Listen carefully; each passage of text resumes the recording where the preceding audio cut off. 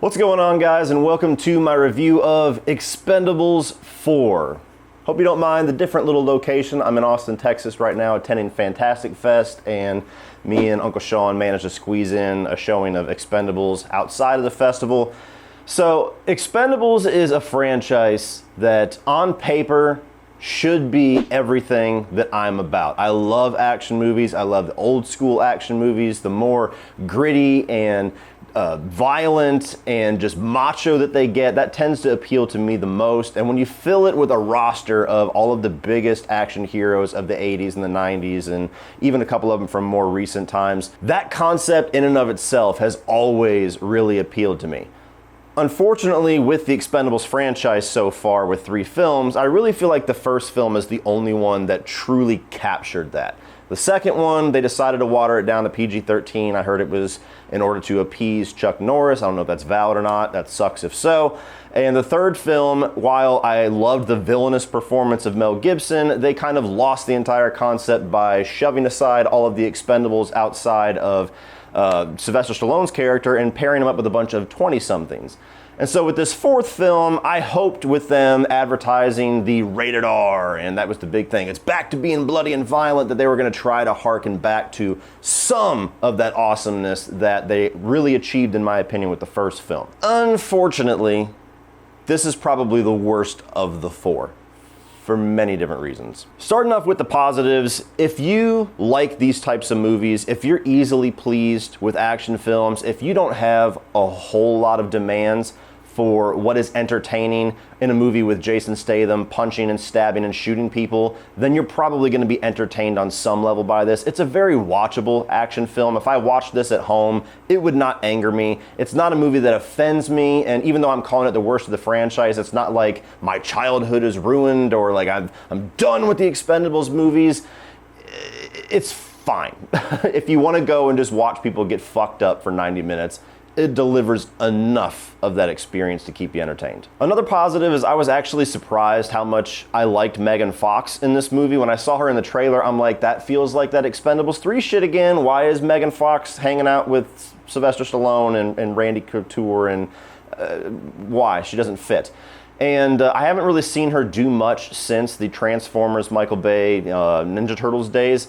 And I think she gives a pretty decent performance here. I mean, they're not demanding a whole lot out of her. She's definitely eye candy for the most part, but she's also got to be a little bit of a badass because she's part of the crew. And I think she does well enough. You know, she's not like a shining star. It's not like this is going to be a big breakout role for her, but for somebody that I thought was going to be very out of place, she fit fine enough. Moving on to the negatives, and I'm going to try to remain spoiler-free, although this is one of those movies where if anybody yells at me about spoilers, I'm going to roll my eyes. The movie decides to do something in its story, much like Expendables 3, that kind of breaks up the entire reason why we come to an Expendables film. We don't go to an Expendables film just to watch people get shot up and punched. We go to an Expendables film because we want to see that roster of certain actors from our childhood in the 80s and the 90s, and even some newer ones, come together and kick ass together. And there is a narrative choice here that splits up the team. That's all I'm going to say.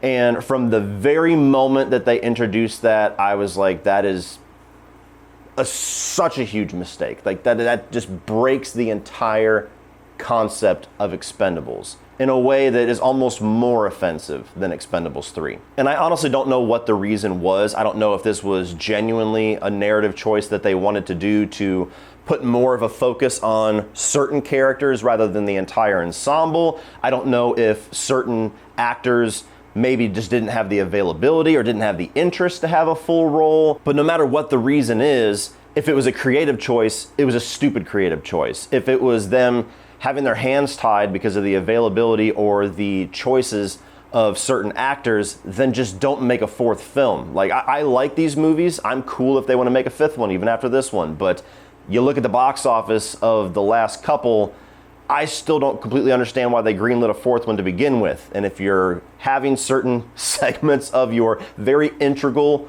little formula to make an Expendables film go missing, that's God telling you don't make a 4th film. Fuck it. The other biggest egregious error in this movie that again just destroys the entire reason, the entire appeal of an Expendables film is that so much of this movie looks fake. Green screens, even like the sheen that the picture has. It's so like overly bright and digital that it almost looks like a video game cutscene, even just two characters talking to each other. You're like, is this fake? Are they AI? What's going on here? It just looks weird.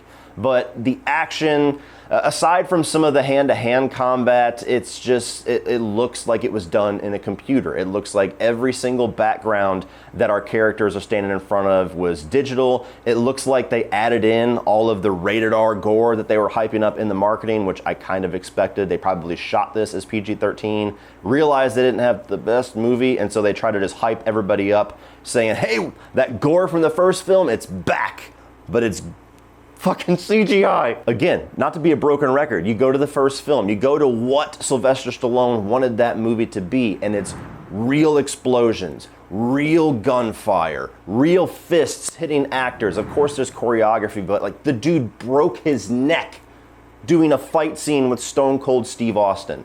Nobody even chipped a nail in the fight scenes in this fourth film. I can promise you that. I also felt this film was way overly comedic now. We've had one-liners. That's another part of that secret sauce of the old school action films. I mean, you look at all of like the old Arnold Schwarzenegger and Sylvester Stallone films of the 80s, they're corny as hell, but that's just part of the spice that makes them taste so good.